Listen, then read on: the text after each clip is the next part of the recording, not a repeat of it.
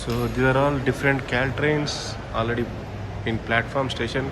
So my train, like people started going to my train, boarding my train. So I will also have to tap using my Clipper card, and then I have to show here and then board the train. So this is Clipper card station. So I have to tap. This is my Clipper card. First I have to tap here before entering into the T. See, now it's a travel okay. Fare is $14.45. But when I get down at Mountain View, again I have to tap off. So then it will deduct back, like based on the station. So it will deduct, or it will credit back my money. Like now it has collected full money, $14.45. But after that it will reduce. I have to show this card to this. How's it going?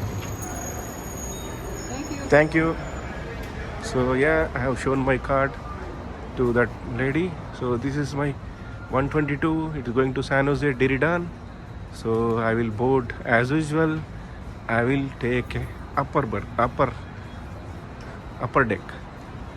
So this is excellent train. So same like yesterday. So it is very efficient. So it reaches Mountain View in 1 hour, exactly in 1 hour. No delays. So I was talking to one guy. So he is taking his bicycle in this train. So he will get down at Mountain View and he uses cycle like for 8 minutes to reach his office.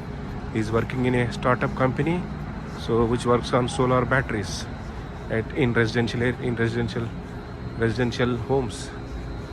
So it is cool. He works filmware.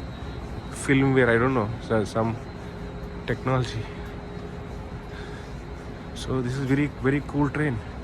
You can see other train, Caltrain parked. So I was asking why the frequency is less, like 30 minutes. So he said not enough trains to operate every 50 minutes, like BART.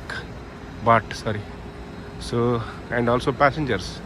So they don't get enough passengers, enough people. So if they operate like 15 minutes frequency. So that is the reason he said. I am boarding the train.